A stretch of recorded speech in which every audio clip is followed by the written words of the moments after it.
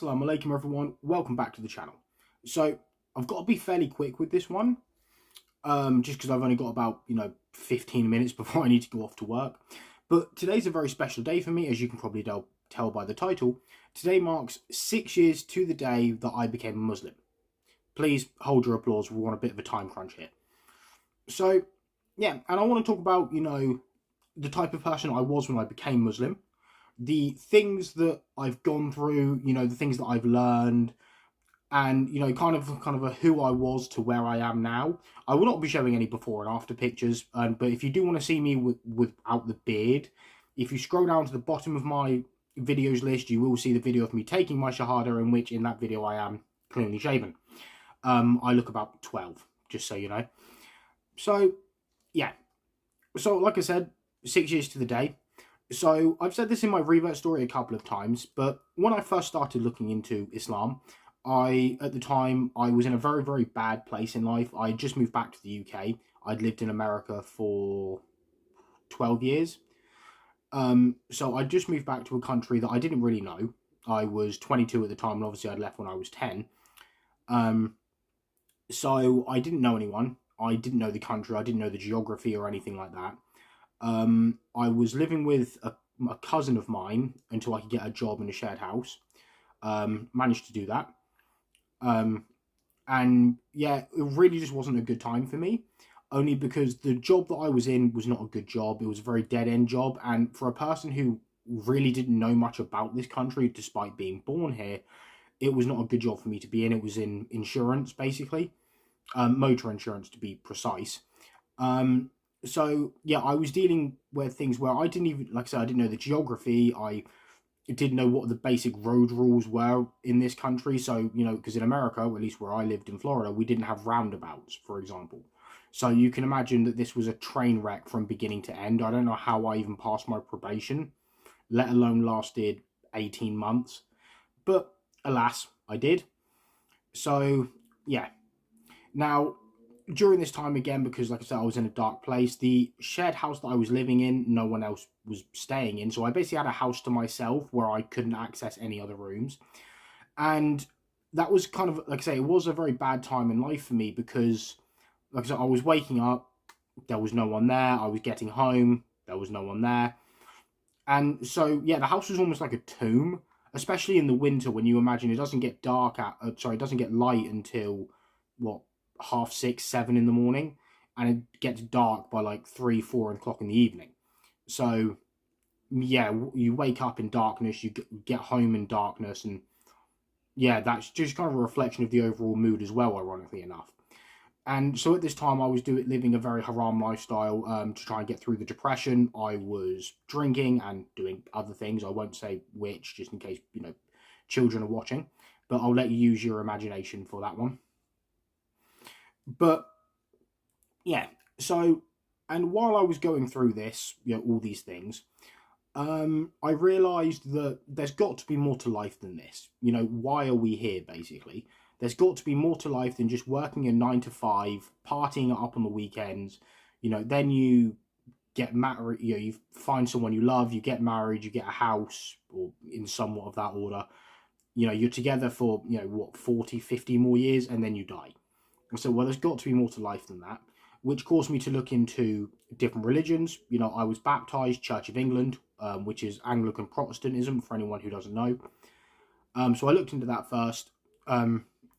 I've never understood the Trinity in its entirety anyway. It's always been confusing for me. So I put that to the side. I looked into other religions such as Judaism and Buddhism. Again, they seem nice, but they just weren't right for me. And I kind of disregarded religions with multiple deities, such as Hinduism or paganism, for example. Only because in religions where there are multiple gods, they always tend to fight each other. And to me, if you've got two gods that are fighting, one of them has to lose. So why would you worship the weaker god? At least that's just my opinion on it anyway. And then I started looking into Islam. Now, it was 2016 by this point, bearing in mind I've moved back in October of 2015. So it was a very quick downward spiral, if you will. And something made me think of the Paris attacks. And So I realised that, well, I'd seen Muslims and they never tried to hurt me. So what separates the bad Muslims, if you will, from the good ones? So I started looking into what the bad Muslims believe, and I had no idea what they were talking about because I didn't know what a hadith was. I didn't know, what the chapters of the Quran were called. So when they were quoting these things, I had no idea what they were on about. So I decided to look into Islam in general, just to really just get my basic knowledge up and just go from there. The more I looked into what Islam actually teaches, the more it made a lot of sense to me. In the fact that there is only one God, there is only one deity that is worthy of worship. The fact that they do believe in Jesus, but they don't believe him to be the human incarnation of God, they don't believe him to be the Son of God or anything else. They literally believe him to be a messenger of God in the same way that Abraham and Noah were messengers of God. And obviously Muslims believe that Muhammad, peace be upon him, was the last messenger of God. Okay, which made perfect sense to me. It was very easy to follow along with, basically. And again, the more I looked into Islam in its entirety, the more a lot of it made more sense. So in terms of the fact that Islam isn't just a religion, it's a way of life. So then I, through various channels, found my local mosque, went there, studied a bit more on Islam, read the Quran for about 2 months, and then became Muslim. That's my revert story in a very short nutshell. Now, from there is where we see it starts to become a bit weird because, again, I was working a 9 to 5 job at the time, and praying, at least for someone who's never done that before, praying 5 times a day when you're working a 9 to 5 can be very difficult, especially in the summer when your last prayer of the evenings are like 10:30 at night, and then your first one's at 2 o'clock in the morning. So you're getting a few hours of sleep, waking up to pray, getting maybe a couple more hours of sleep if you're lucky, and then you have to get up and go to work. Now, again, for someone who's not used to this is very difficult. And then, obviously, in the winter, when you're working a 9 to 5, all of your prayers are basically done while you're at work. So you wake up at like 6 o'clock in the morning anyway to pray and then potentially to get ready for work. And then at 12, like 2, 4, and 5, maybe 6 o'clock, you've got all of your other ones pretty much one right after the other.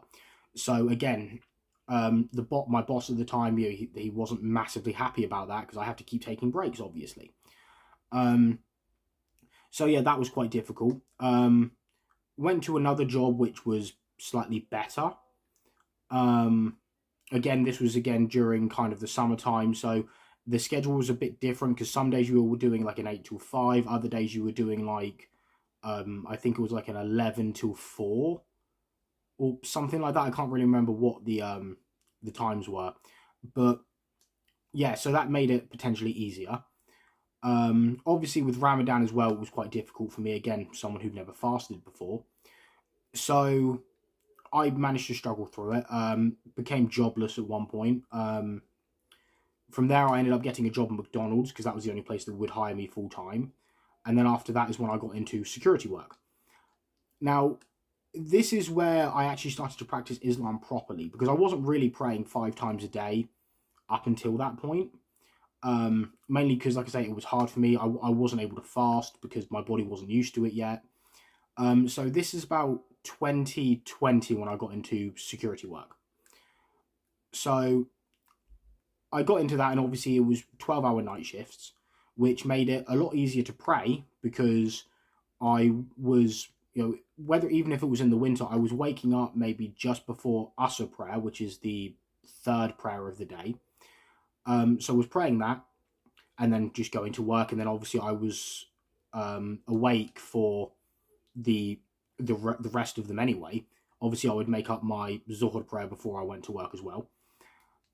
So, and then that obviously made fasting a lot easier because I was asleep most of the day anyway, because I'd have to start fasting at, I think, 2, 3 o'clock in the morning at that time.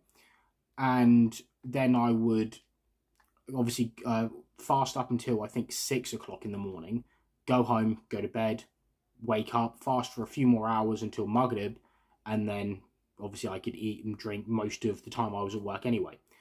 So yeah, that made it a lot easier. And one thing I learned in this time is don't base your prayers around your life. Base your life around your prayers. So if you can find a job where you're able to pray all five, do so. If it makes fasting easier, do that as well. Because I'll be honest with you, the people that say like, "Oh, I don't, I just make up my prayers when I'm at work." Missing prayers due to work isn't always a valid reason. Now, if you're a doctor or a fireman or something like that, where you not doing your job could result in someone losing their life, that's one thing. That obviously is a completely valid reason. But if you work in an office, yeah, missing prayers due to work is not a valid reason at all. And also, this is more for the younger ones here, the people who are in uni. Having tests coming up is not an excuse for you not to be able to fast during Ramadan. It's just not, basically. Like I said, I know that it sounds somewhat hypocritical based off what I've just said. It was purely because I wasn't used to it. I wasn't strong enough, both mentally or physically, to do it at the time. Because, again, my body wasn't used to it. So one of the main things I've learned, is don't base your religion around your lifestyle. Base your lifestyle around your religion. Which really, Islam isn't just a religion, it is a lifestyle. I think I said that earlier. So, yeah, because obviously Islam has its own tax codes, its own legal system, and everything else. So it's a lot more than just a spirituality or a religion.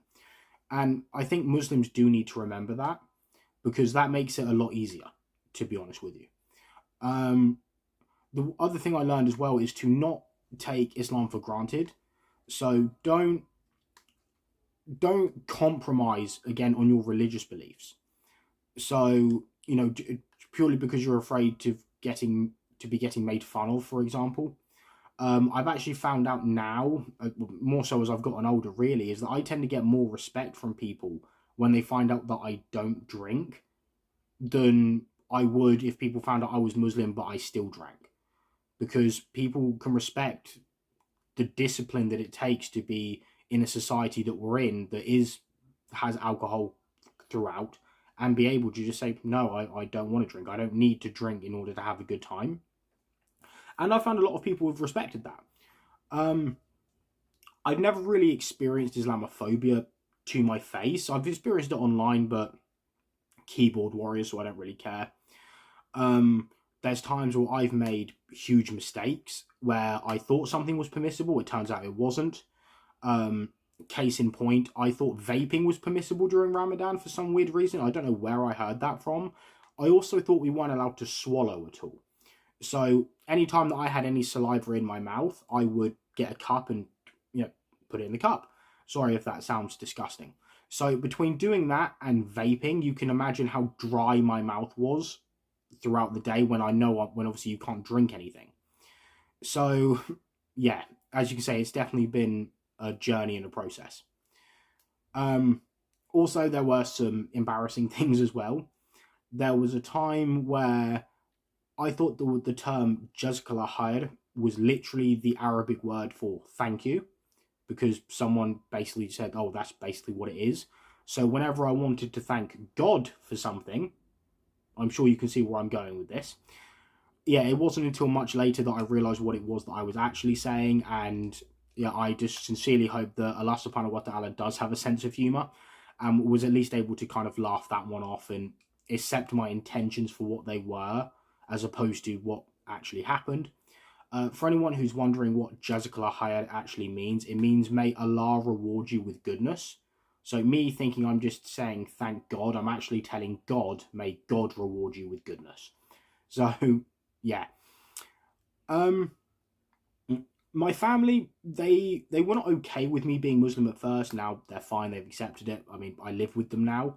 So, they understand that I pray, they understand that I can't celebrate Christmas, they understand that I'm fasting during Ramadan. And yeah, they're fine with it. They occasionally will ask me questions. And if I know the answer, I'll tell them. If I don't, I don't.